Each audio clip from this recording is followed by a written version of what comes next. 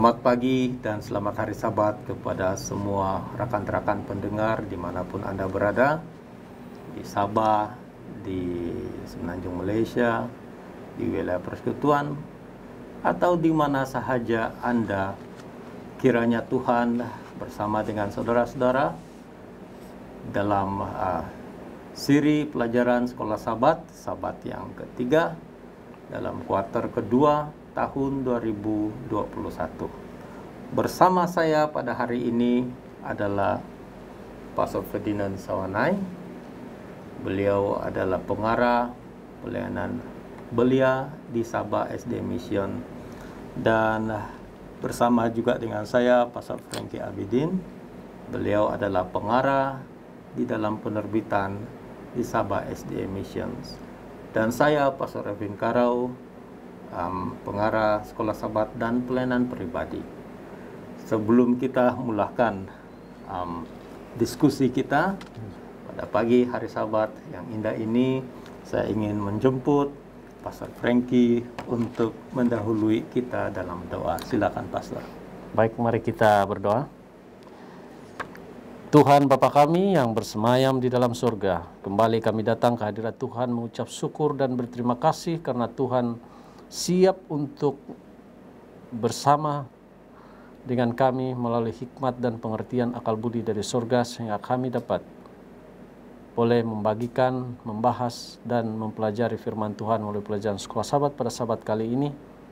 Biar kiranya kami para hamba-hamba Tuhan boleh membagikan dan menyampaikan seturut dan setuju dengan kehendak Tuhan, dan biarlah firman Tuhan dan judul pelajaran Sekolah Sabat pada hari ini benar-benar membawa kami kepada pemahaman yang jelas dan membawa berkat bagi kerohanian kami untuk mendekatkan diri kepada Tuhan.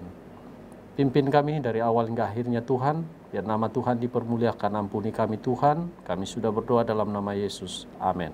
Amin. Terima kasih Pastor Frankie Abidin.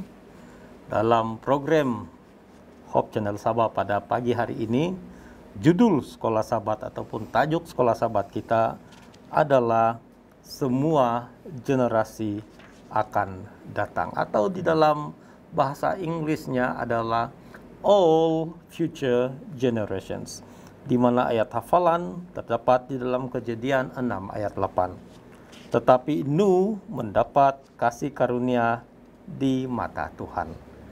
Saudara-saudara yang dikasihi oleh Tuhan di mana saja Anda berada, sekilas tentang pelajaran minggu ini adalah mengenai apakah yang dosa lakukan terhadap ciptaan Tuhan. Apakah ciri-ciri Nuh? Elemen apakah yang terlibat dalam perjanjian dengan Nuh? Dengan cara apakah kasih karunia Tuhan dinyatakan dalam perjanjian dengan Nuh sebelum air bah?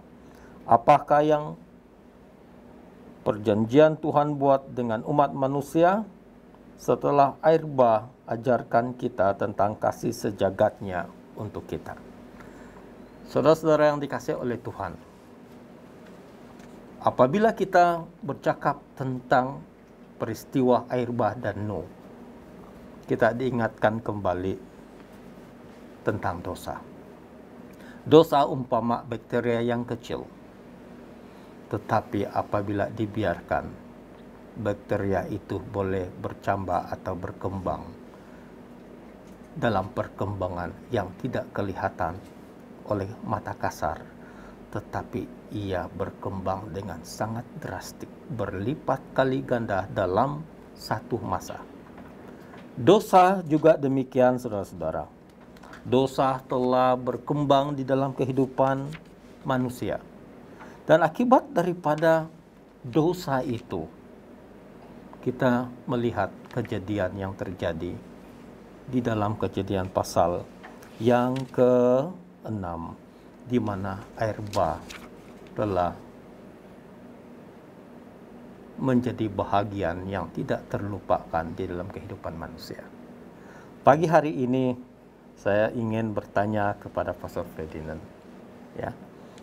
Pertanyaan yang mungkin agak menyerap di dalam sanubari kita, yaitu mengapakah kita harus mengakui kewujudan dosa.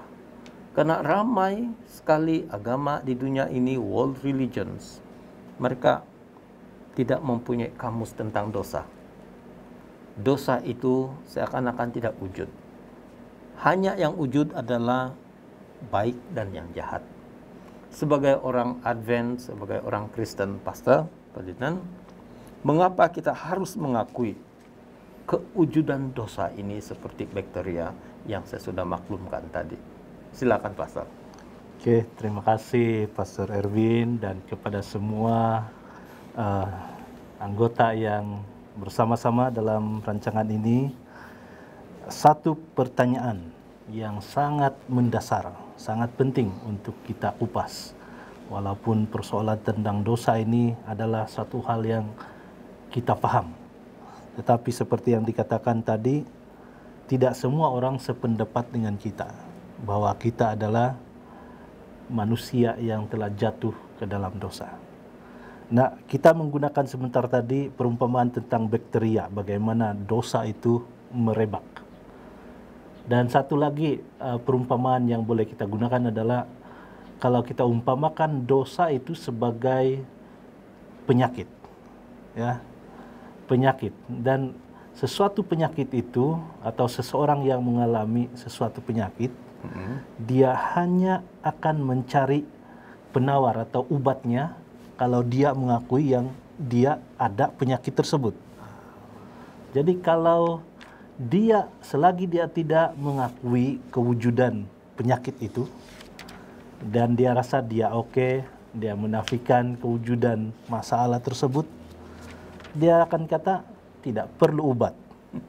Jadi dalam hal yang sama, dosa apabila tidak diakui kewujudannya, kita akan berkata, buat apa juru selamat? Buat apa penebus? Buat apa rencana keselamatan? Asalkan saya baik, saya boleh selamat dengan usaha saya sendiri. Tetapi tidak begitu, karena kita tahu bahwa di dalam ketika dunia diciptakan, Tuhan sendiri mengatakan dunia ini sangat baik. Dalam kata lain, dunia itu sempurna, tidak ada kejahatan, tidak ada dosa. Dan dosa datang, dosa masuk apabila Adam dan Hawa terpedaya dengan tipu muslihat iblis. Dan di pendekan cerita, kita menjadi manusia yang mewarisi dosa. Kita lahir dalam keadaan yang berdosa, dan kecenderungan berdosa itu berkuasa dalam daging kita.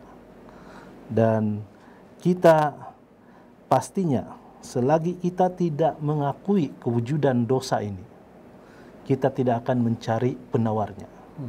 Dan Alkitab mengatakan penawarnya adalah satu sahaja, Yesus Kristus. Satu-satunya jalan kebenaran dan hidup. So, dalam menjawab pertanyaan itu, kita harus mengakui kewujudan dosa itu dan kuasa dosa itu terhadap kita. Untuk kita sadar dan untuk kita merasa perlunya kita kepada juru selamat, obat kepada penyakit dosa ini.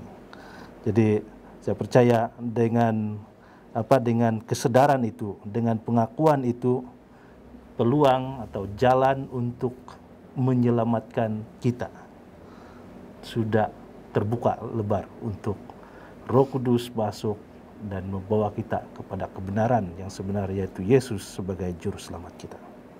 Terima kasih Pak Ferdinand. Ini mengingatkan kita tentang asal-usul dosa itu sendiri. Apabila manusia mencari jalan hidup, mencari jalannya sendiri, dan menjadikan dirinya sebagai sumber kehidupan, dengan membuat pilihan yang salah, membelakangi perjanjian, ya. Dan ini ada kaitannya dengan pelajaran Sabat yang kedua yang lalu, ya. Asas perjanjian.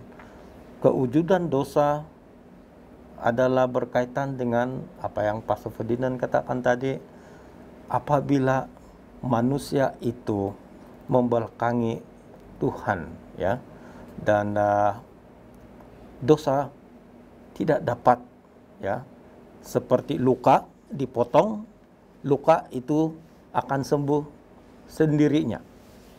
Tetapi dosa itu bukan seperti itu ya, pendeta, pastor. Dosa itu kalau tidak ada penuntasnya, tidak akan pernah terselesai. Nah, berbalik kepada cerita Nuh. Pada generasi pertama, orang takut terhadap Tuhan walaupun sudah berdosa. Generasi manusia kedua, manusia itu sudah memulai akibat dosa, yaitu pembunuhan. Kain membunuh Abel.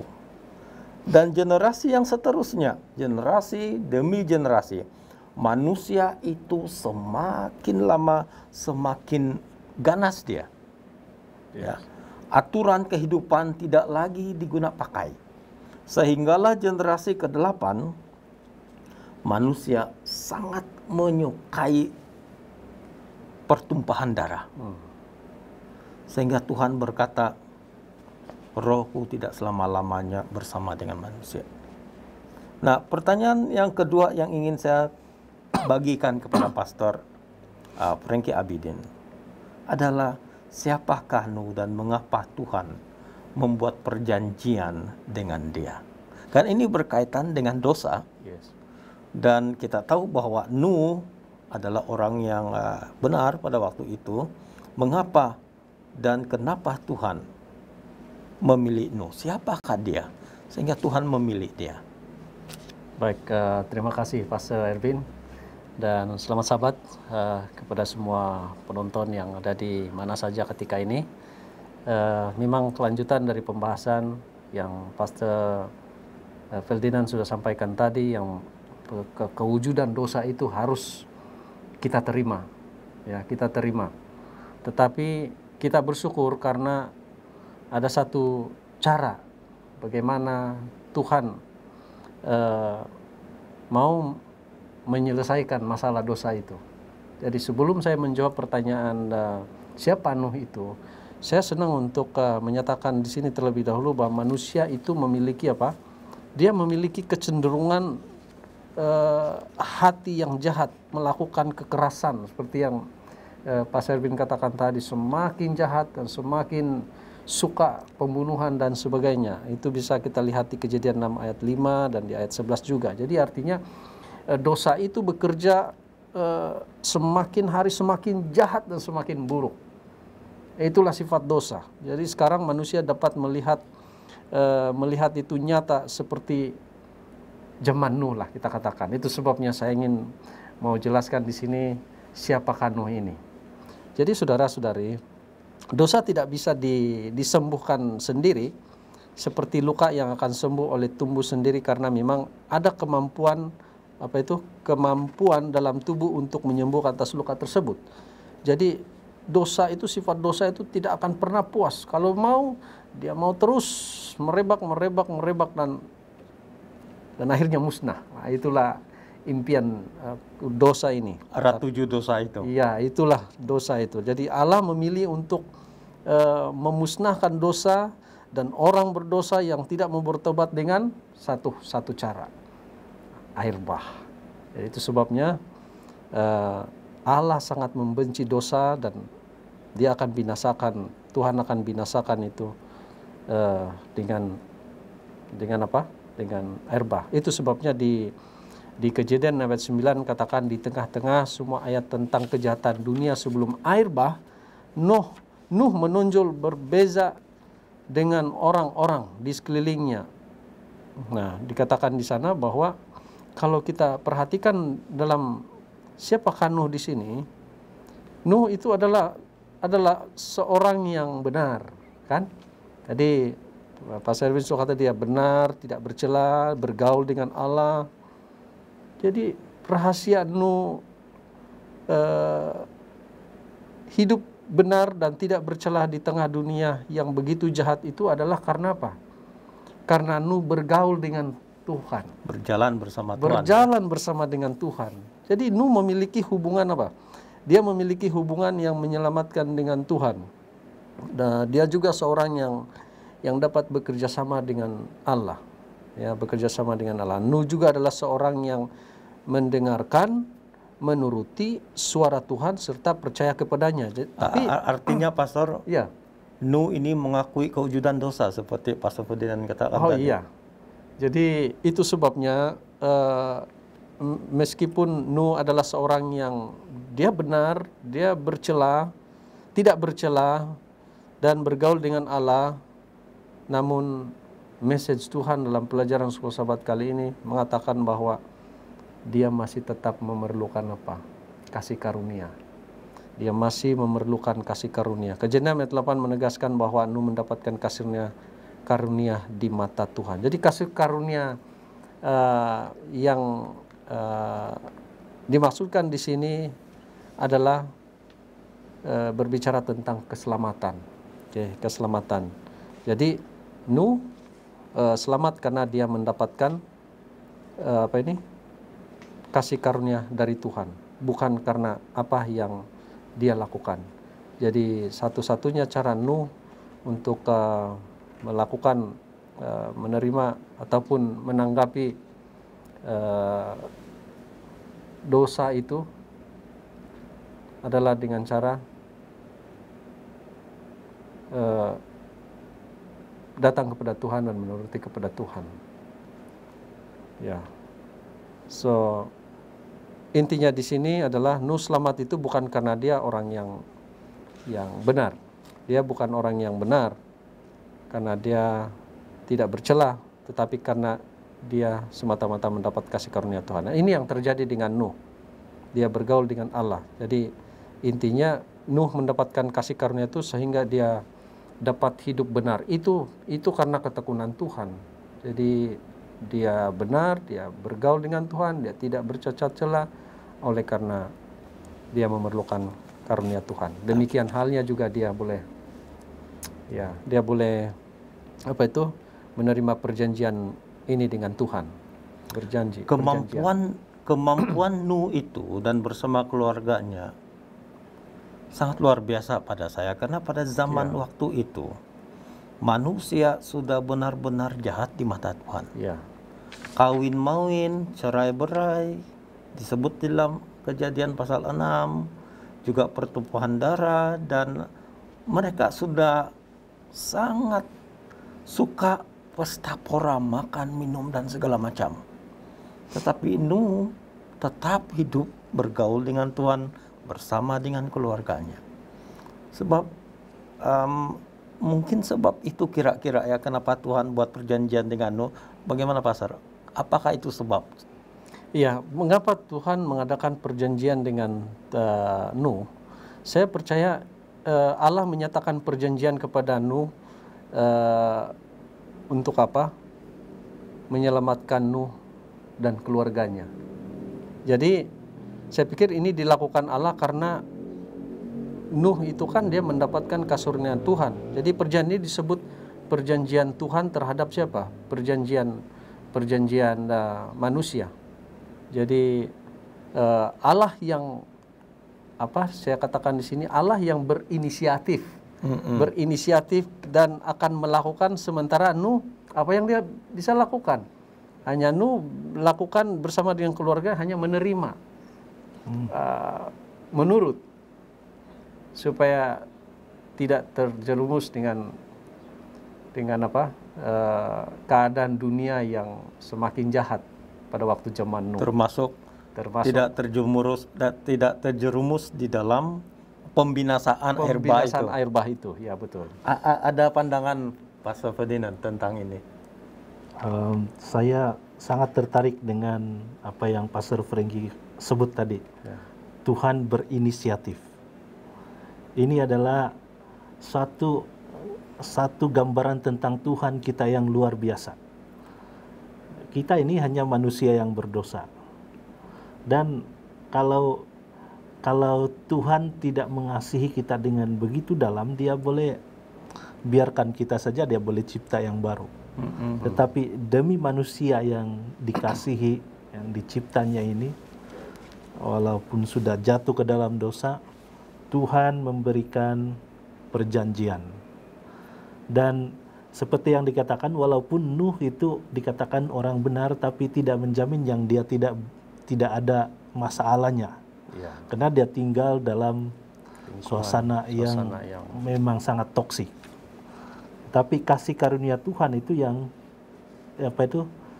menyelamatkan perjanjian. Nuh, diberikan kepada Nuh, dan ini rencana Tuhan melalui Nuh, melalui perjanjian dia dengan Nuh.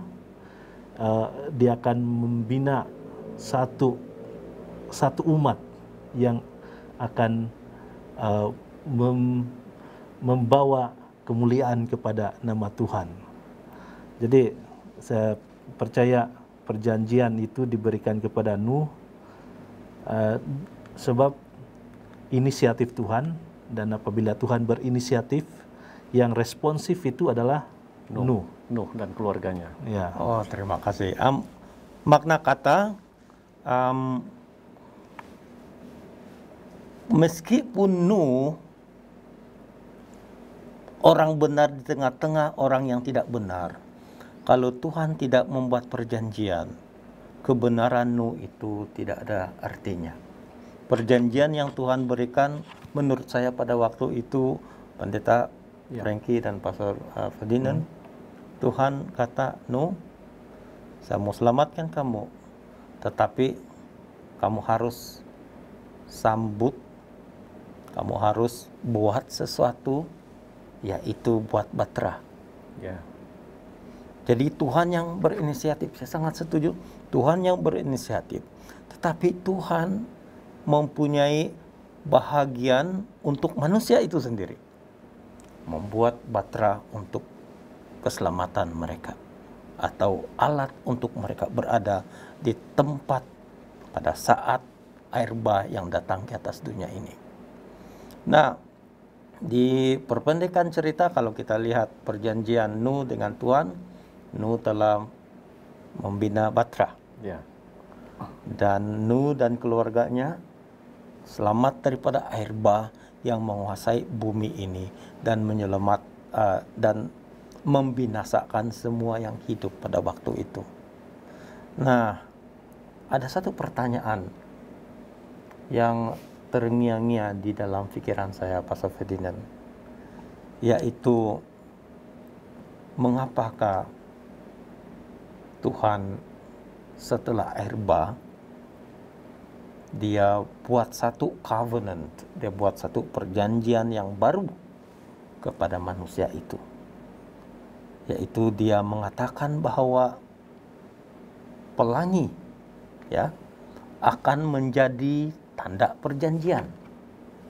Yang pertama, Tuhan bagi perjanjian, kamu selamat kalau kamu buat Batra, kamu akan selamat. Ini perjanjian Tuhan bagi yang pertama kepada Nuh.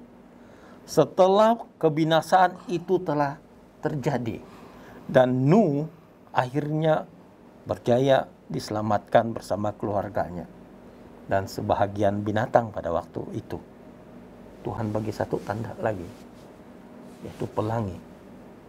Kenapa perlu ada tanda kedua? Wah, luar biasa. Tanda pelangi ya. Tanda pelangi. Pelangi bagi saya secara pribadi, apabila melihat kepada pelangi, saya selalu rasa kagum.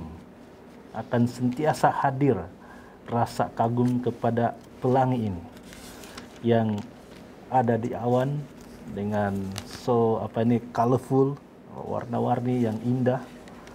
Dan itu hanya akan terjadi kalau ada gerimis atau selepas hujan ada faktor cahaya dan juga air.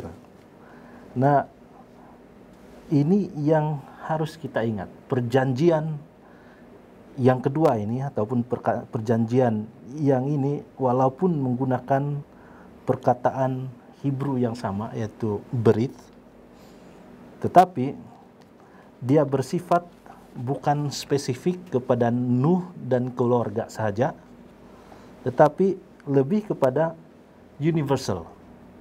Generasi demi generasi. Generasi demi generasi. Semua generasi yang akan datang kan, sampai ke hari ini. Sesuai dengan tajuk ya. Ya, pelangi itu tetap ada sampai ke hari ini. So, ini adalah satu perjanjian untuk yang suatu yang Tuhan berikan untuk menjadi perjanjian. Dalam kata yang lain kita boleh katakan sebagai itu adalah suatu peringatan. Peringatan bahwa suatu ketika dahulu, ketika dosa manusia sudah mencapai tahap yang begitu sehingga Tuhan mengatakan tidak boleh lagi diteruskan begini, harus di stop begitu, dan hanya Nuh dan keluarga yang diselamatkan. Ini adalah peringatan bagi kita bahwa Tuhan tetap tegas kepada dosa, dan dosa ini akan ada penghujungnya, ya. Dan pada masa yang sama, pelangi ini menjadi satu simbol atau perjanjian yang memberi pengharapan. Apabila kita melihat pelangi selepas hujan atau pelangi di tengah gerimis, kita akan melihat walaupun keadaan yang kelam ataupun kita melalui masa-masa yang sukar, tetapi ada keindahannya. Maksudnya, kalau kita gunakan perumpamaan ini dalam kehidupan kita yang penuh dengan cabaran, penuh dengan mungkin kepahitan, atau waktu kita melalui lembah-lembah yang gelap dalam hidup kita, ingatlah bahwa ada pelangi selepas hujan. Ada perjanjian Tuhan bahwa semua hal-hal yang tidak kita ingini ini akan berlalu.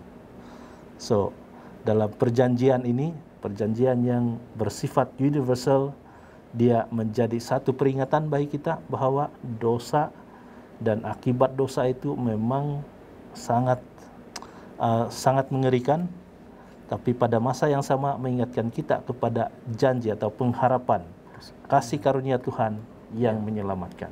Kasih karunia Tuhan. Terima kasih Pak Ferdinand. Saya sangat terhibur dengan apa yang Pak Ferdinand kongsikan kepada kita. Di sebalik kegelapan ada cahaya. Di sebalik hujan kesusahan ada pelangi. Nah, saudara-saudara yang dikasihi oleh Tuhan, saya benar-benar tersentuh dengan pelangi itu, ya, tersentuh dengan cerita pelangi. Pada waktu Nabi Nuh dan anak-anaknya keluar daripada bumi tidak sama lagi seperti sebelum air bah.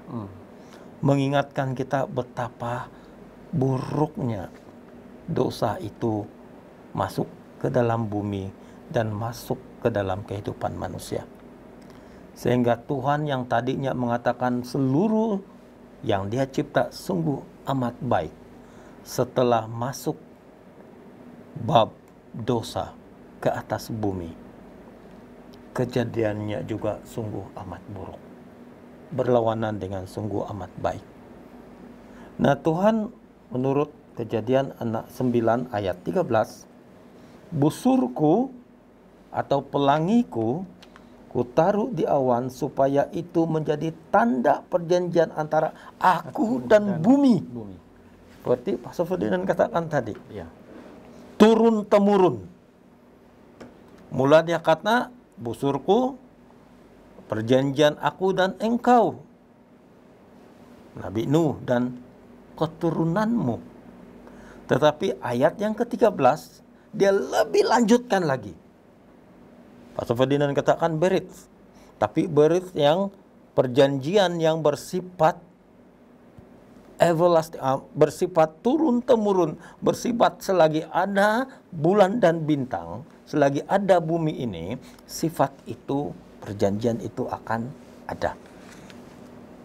Perjanjian antara aku dan bumi. Kira-kira ada pandangan lain, Ya, Pastor Frankie. Ya, Silakan. Pastor Eben, terima kasih. Karena begitu senangnya hati kita bila ada perjanjian ya dengan Tuhan. Karena perjanjian Tuhan ini sangat unik buat kita umat-umat Tuhan yang menerima perjanjian itu. Jadi saya pikir seandainya lah perjanjian Allah yang Allah berikan kepada Nuh itu keluarganya menolak untuk masuk dalam bahtera itu kan, dan tetap tinggal di dalam bahtera hingga Tuhan menyuruh mereka keluar, maka Nuh dan keluarga tidak akan selamat. Ya, itu. Tapi perjanjian Allah akan batal terhadap Nuh dan keluarganya serta merta kalau tidak dipatuhi atau tidak dituruti. Jadi dalam perjanjian Allah kepada Nuh yang saya katakan ini adalah Nuh telah mendapatkan apa? Keuntungan langsung. Yang dia dapat di sini, keluarga Nuh itu dapatkan adalah keluarga Nuh selamat dari air bah. Jadi kalau dari sisi Allah, apa keuntungan dari sisi Allah? Saya dapat melihat di sini bahwa Allah dia mendapatkan sukacita karena manusia diciptakan, yang dia ciptakan itu selamat dari kebinasaan. Jadi inilah keuntungan yang Allah dapatkan dari perjanjiannya terhadap manusia yang tidak sama dengan keuntungan manusia dapatkan. Jadi inilah sebenarnya cara Allah menawarkan jalan keselamatan itu. Jadi pelangi itu menjadi suatu petanda yang lain lagi, cara Tuhan yang lain di mana kasih karunia Tuhan tetap diingat sampai ke generasi. Tapi sekarang berikut. Pastor, kalau kita lihat pelangi macam biasa pula ya. Iya. Artinya bagi umat-umat orang Kristen, umat-umat Kristen, setiap kali melihat pelangi, kita harus mengingat dosa. Ya. Kewujudan dosa seperti Pastor Ferdinand katakan, itu tertera pada pelangi itu. Pelangi mengingatkan kita dosa. Tetapi pelangi yang sama mengingatkan kita tentang kasih karunia Tuhan. Betul. Amin. Inisiatif Tuhan, ya kan? Inisiatif Tuhan. Inisiatif Tuhan. Jadi bukan sembarangan rupanya pelangi ini. Bukan sembarangan. Nah, saya terbaca pula atau saya membaca pula pada pelajaran Kamis. Kita tidak mengikut hari, tetapi kita langsung rangkumkan di pelajaran Kamis. Dia katakan begini: demikianlah dihapuskan Allah segala yang ada, segala yang di bumi, baik manusia maupun hewan dan binatang melata dan burung-burung di udara, sehingga semuanya itu dihapuskan dari bumi. Hanya Nuh yang tinggal hidup dan semua yang bersama-sama dengan dia di dalam bahtera. Aduh, saya boleh bayangkan kalau saya ada ternak ataupun saya ada papis, saya ada pet seperti anjing, tidak dapat bersama-sama dengan saya di bahtera itu. Pastinya sangat-sangat menyakitkan melihat pet, melihat binatang peliharaan kita yang sayang dengan kita tidak bersama dengan kita. Tetapi lebih menyakitkan perasaan Nuh pada waktu itu apabila dia mendengar ketukan keluarganya di luar pintu meminta buka pintunya. Nuh tidak dapat berbuat apa-apa. Karena pintu itu Tuhan sendiri yang lock, Pastor Ferdinand. Yes. Pastor Frankie, Betul. Tuhan sendiri lock. Yang mengakibatkan Nuh menjadi orang yang terhindar daripada pembinasaan. Pertanyaan yang seterusnya untuk Pastor Frankie dan kemudian Pastor Ferdinand nanti. Mengapakah dalam keadaan Nuh berada dalam kapal itu dianggap umat yang sisa pada zaman hari itu? Atau pada zaman itu mengapa dia dianggap umat sisa? Karena kalau kita perhati, Tuhan dapat menyelamatkan banyak orang kalau mereka respon terhadap keselamatan itu. Tetapi yang ternyata hanya Nuh dan keluarganya, 8 orang. Betul. Dan menjadi orang yang paling sedikit pada waktu itu. Umat tersisa. Pertanyaannya, mengapa Nuh dianggap umat tersisa pada waktu itu? Apa karena faktor yang dia terselamat, ataupun karena faktor dia telah respon kepada inisiatif Tuhan? Baik, terima kasih Pastor Erwin. Satu pertanyaan yang sangat menarik dan sangat penting untuk kita cari jawabannya. Karena saya melihat ayat yang baru saja dibacakan tadi hanya Nuh yang tinggal hidup. Wah, ini kan berbicara tentang siapa yang sisa. Jadi hanya Nuh dan keluarganya yang tinggal. Jadi saya pikir bila saya melihat hal ini, satu kehidupan Nuh yang pada awalnya merupakan orang yang tidak bercela, orang yang bergaul dengan Tuhan, orang yang benar di mata Tuhan, itu bukan itu yang menyelamatkan dia, tetapi ketekunan Tuhan, karena inisiatif Tuhan yang menyelamatkan dia sebenarnya. Jadi karena dia menurut, karena itulah bagian dia. Responnya itulah yang membuat dia jadi umat sisa. Menjadi umat yang sisa sampai dia menjadi, ya mungkin saya boleh katakan di antara semua yang hidup pada waktu itu, dia yang paling ulet. Wah, bertahan sampai ke akhirnya. Ini luar biasa ini kehidupan ini. Aduh, luar biasa. Iya. Karena responnya membuatkan dia jadi umat sisa. Yes. Bagaimana dengan Pastor Ferdinand? Apa kira-kira?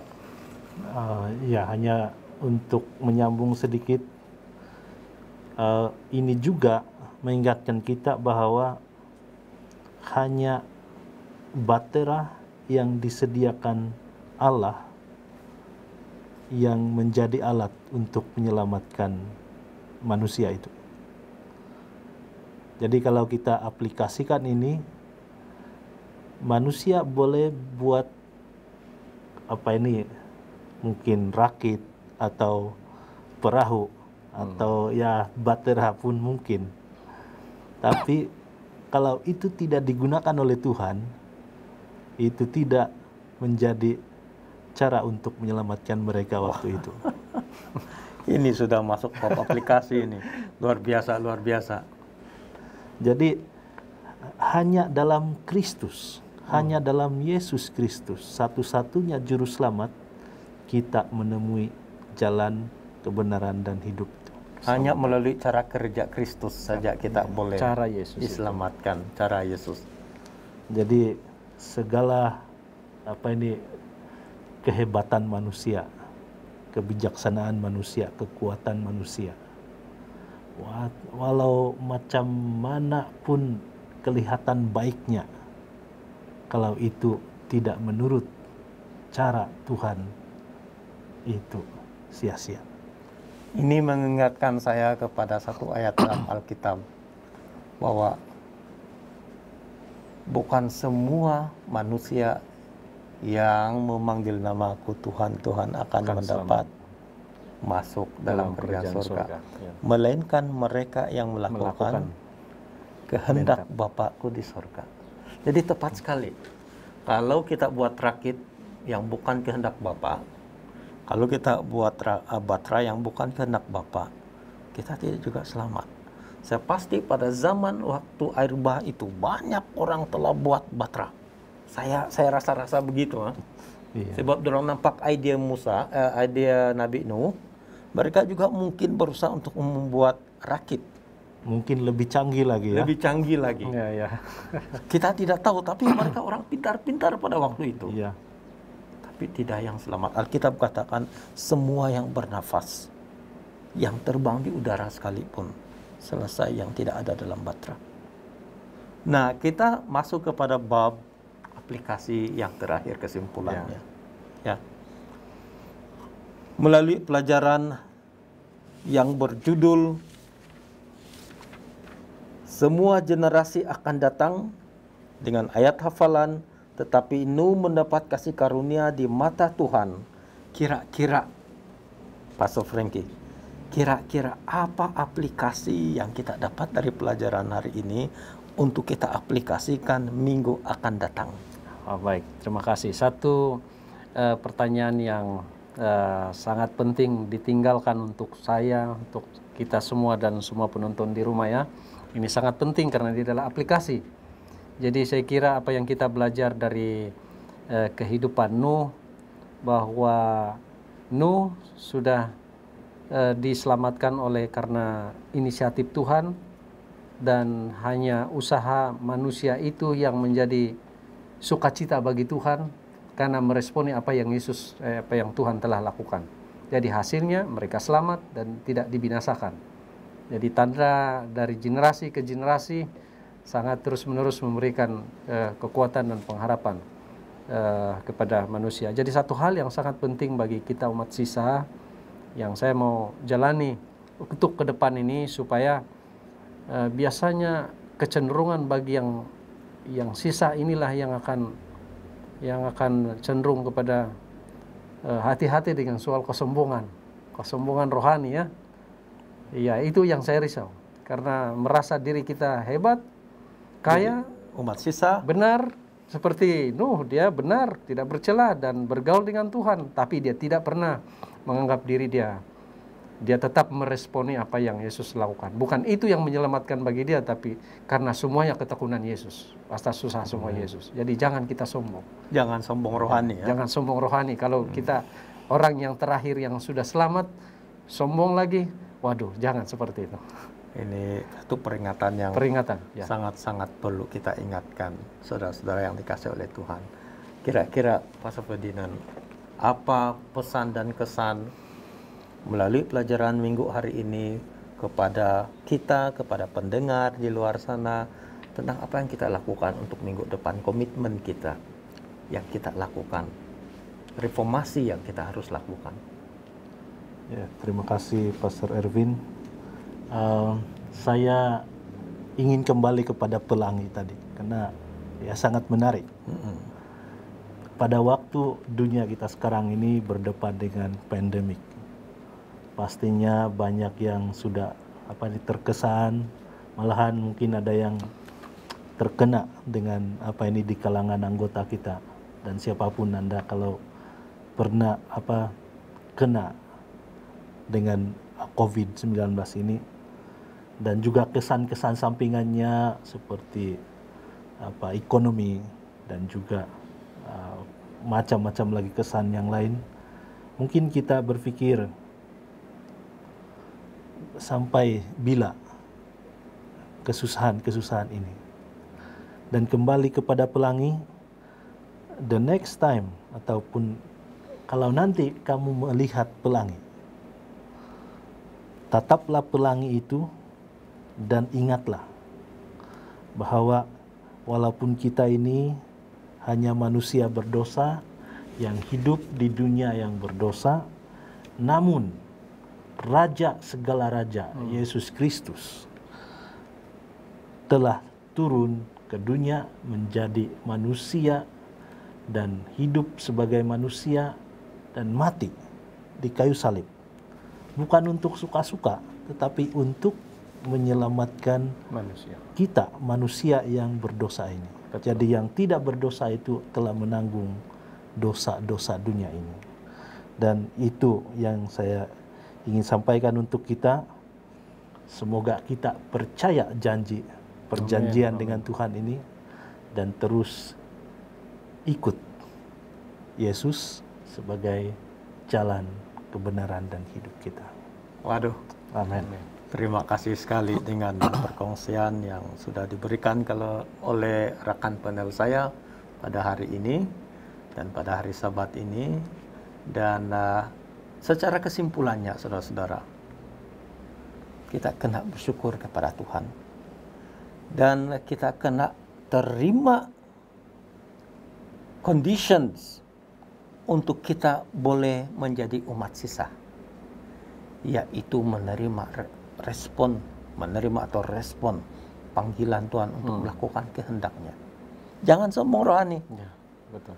Jangan katakan saya ini umat sisa, tetapi akhirnya kita terlepas atau terbuang daripada gelar umat sisa karena kita jadi sombong rohani. Ingat pelangi, kata Pastor Ferdinand. Setiap kali kita mengingat pelangi, kesusahan apapun, karena pelangi itu lambang Kristus juga ya.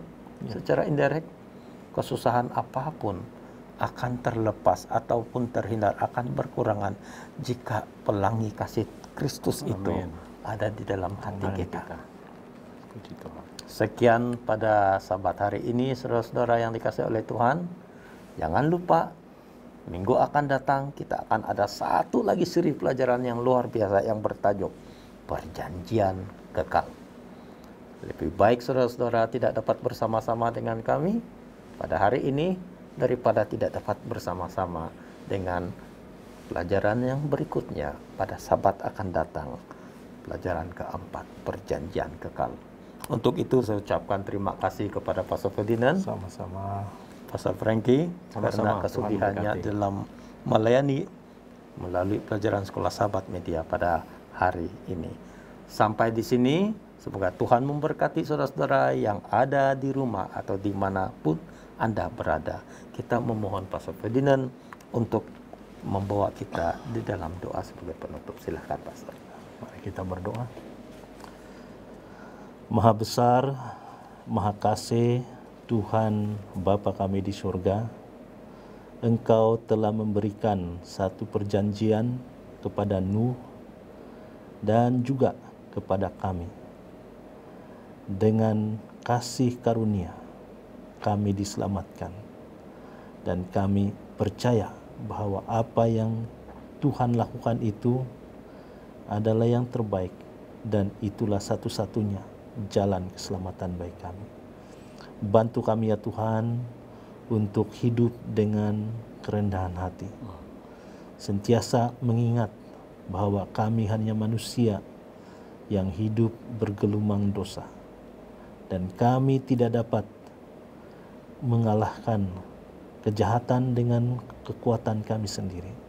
Kami memerlukan Tuhan, kami memerlukan Roh Kudus untuk terus-menerus berbisik dan memimpin kami, supaya kami bertumbuh dalam kerohanian kami. Biarlah kami terus terpelihara dan iman kami terus bertambah kuat dan subur, sementara kami melalui hari-hari di hadapan kami, kerana kami percaya Tuhan sudah menyediakan rencana keselamatan untuk setiap satu kami. Terima kasih Tuhan, berkat-Mu yang Engkau berikan pada kami. Terima kasih juga atas pengampunan untuk kami semua. Kami berdoa dan mengucap syukur dalam nama Tuhan Yesus, Juru Selamat kami semua. Amin. Amin.